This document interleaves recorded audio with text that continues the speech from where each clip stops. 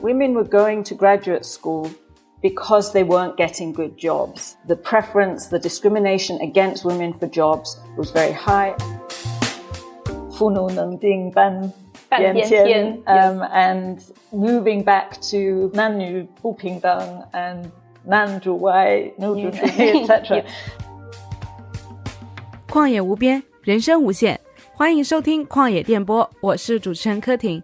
前不久呢，瑞典皇家科学院宣布将2023年的诺贝尔经济学奖颁给了克劳迪亚·格尔丁，从而表彰她在女性劳动力研究领域的突出贡献。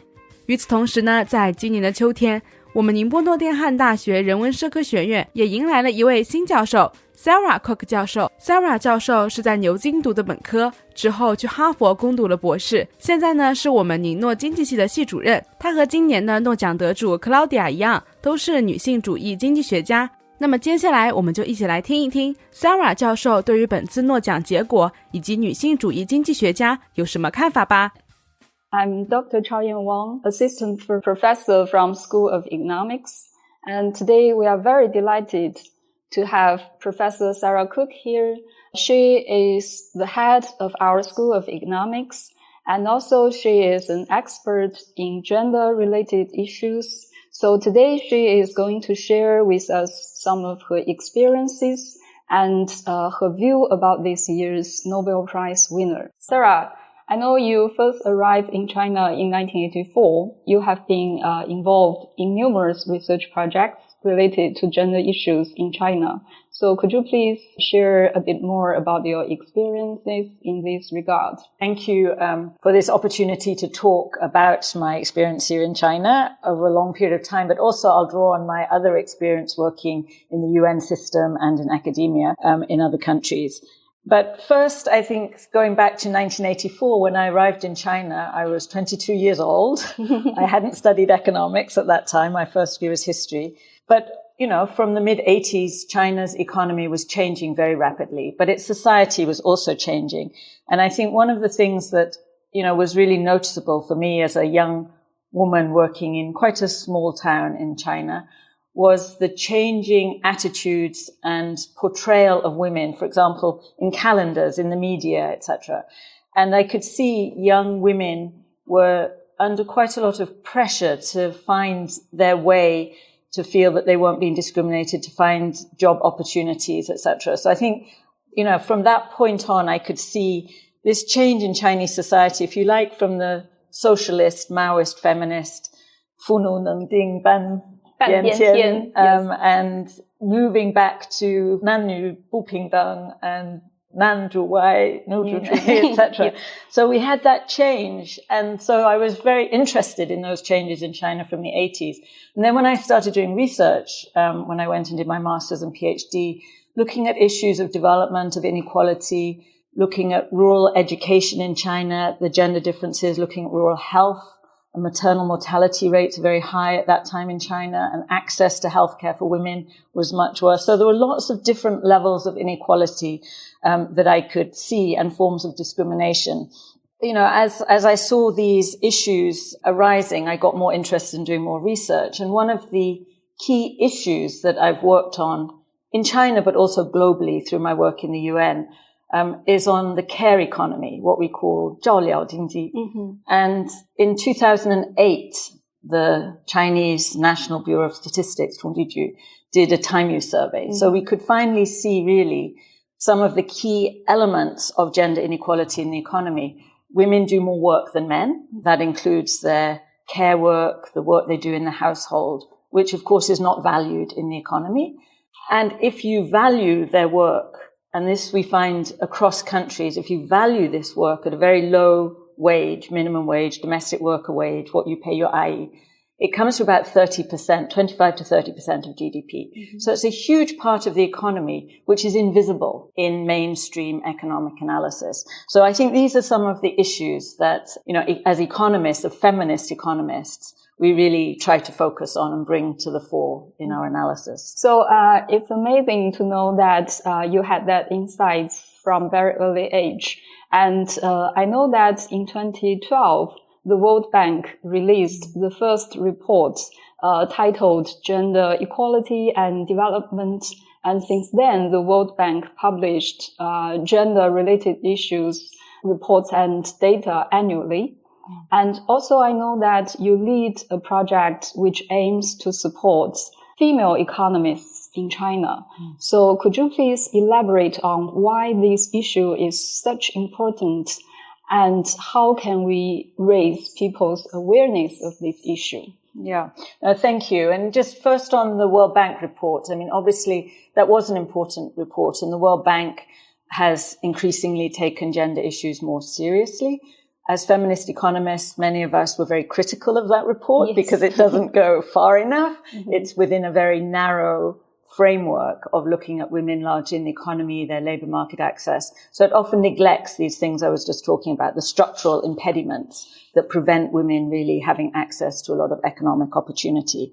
But putting that aside for a minute, we can talk more about that. But, you know, coming back to my work in China, I worked at the Ford Foundation, in Beijing office for many years, from 2000. And during that period, 2000, that was a very interesting moment in China's history, as always, with WTO accession, with the state-owned enterprise restructuring. One of the things that happened at that time was that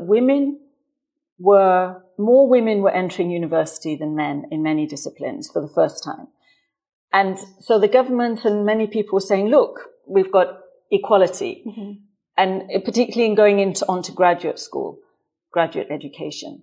And what we realized and what we did research on and found was that actually women were going to graduate school because they weren't getting good jobs. The preference, the discrimination against women for jobs was very high, and so very able women went to graduate school. But then we realized that as they were studying economics, for example, and so we started a program. So we had resources to support a big program, and we located it. So I worked with some of the leading women economists, and we set up a program based in Peking University, Beida, because we wanted it to be at a leading university. So people couldn't say this is marginal to mainstream economics.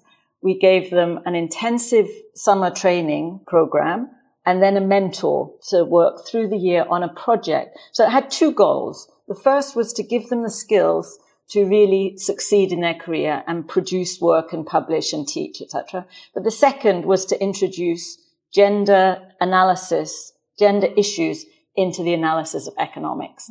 And so they had to do a project and write papers with a mentor who could be in China or internationally. And many of them published work. And by I can't remember what year, maybe after about 5 or 6 years, we managed to establish the China Women's Economic Network as part of China's Economic Association, National Economic Association. In, I think, 2011, this network organized the international conference, there's an International Association of Feminist Economics, and they organized a conference in Shanghai, in Hangzhou, which was a really big success.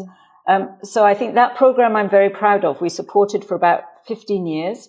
And I think those women that we trained, mainly women, are really in many leading economic departments and positions now. But I think the work isn't done. We didn't manage to get a lot of success in terms of getting these things into the policy agenda. And I feel that things may be going backwards. I don't see a lot of gender and economics, feminist economics being taught, mainstreamed into academia in China, or indeed in the US or the UK. So we've still got a long way to go, but I'm very pleased with that project and the progress we made. Exciting news that this year's Nobel Memorial Prize has been awarded to Professor Claudia Goldin for her contribution to our understanding of the gender wage gap and patterns of women's participation in the labor market. So what are your thoughts about this achievement? Yeah, I mean, obviously, almost everybody that I would know would celebrate this achievement. I mean, it's exciting for a number of reasons.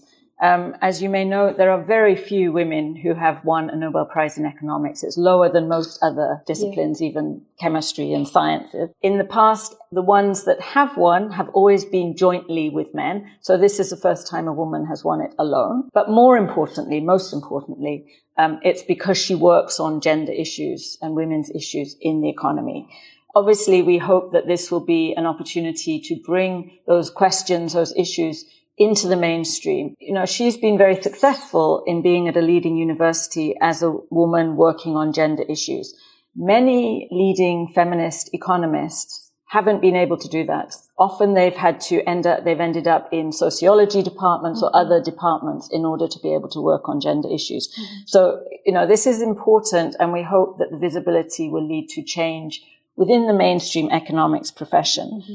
But of course, in order to do that, you often have to be within the mainstream neoclassical economic tradition. Sure. And many of us also want to see economics expand so we can take on board some of these more structural issues that I've been talking about, the fact that women have different opportunities going into labour markets. So we can't just look at incomes and wage gaps as the main reason to explain differences. We need to understand what opportunities they've had for education, health issues, but also this issue of the care economy, the structural economic issues that sort of prevent them. So I think we've got a long way to go, but this is really an exciting step forward. Yeah. Okay, so Sarah, because I know you can speak very good Mandarin, 所以如果请您用一个词来形容您自己，您会用什么词？我说几句，然后你可以帮助我找一个词总结。So我觉得我自己的特点可能是有两份我要说，一个是我是学术性的，是 academic， 我特别喜欢研究，很仔细的了解问题，但是把这个研究就是怎么影响政策，这是一个特点。然后第二个可能是做领导的时候，比如说我做联合国这个机构研究机构的主任，我的领导性不是从前面，是后面性的这个领导，要说服一些人，要把办法让他们都了解这些问题。所以这两方面的，我不是在前面一个 trailblazer， 我觉得我是在后面这样的一个人来说服人或者解决问题。Sarah, thank you very much for sharing with us so much of your extraordinary experiences. It's really insightful. So do you have anything to add before we finish today? Thank you. Well, it's been a pleasure to talk to you. Let me just finish by saying I think what we're emphasizing is these issues of gender in economics need to be taken a lot more seriously from different perspectives. We know that gender equality is good for growth. That's what the World Bank tells us. But that's instrumental reason. There are also intrinsic reasons. We need equality between everybody. So we have intrinsic reasons for giving everybody equal opportunities. And I think from a macro perspective, in China in particular at this moment, if we look at China's economy today, we've had very rapid structural change, but we've also got very rapid fertility decline.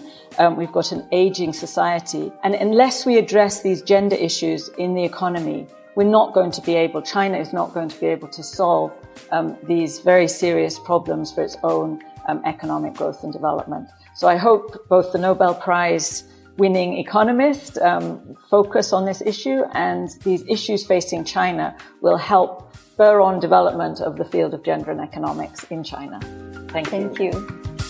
那么这期节目就到这里结束了。在本期节目中 Sarah 教授带领着我们从一个全新的视角去看待中国以及世界的经济和社会的发展。最后呢，他也和我们分享了他对于本次诺奖的看法以及本次诺奖的特殊意义。在听完这期播客之后，如果你对于诺贝尔经济学奖或者是说女性主义经济学还有什么其他想要分享的，都可以在评论区内告诉我们。那我们就下期节目再见，拜拜。感谢收听旷野电波。在听完这期节目之后，如果你喜欢我们的节目，欢迎关注我们。我们的播客在小宇宙、喜马拉雅、微信公众号3个平台同步更新。与此同时呢，如果你对于本节目的选题或者节目内容有什么建议的，欢迎大家在评论区内告诉我们。希望旷野电波能够和大家一起创造出更多高质量的节目内容。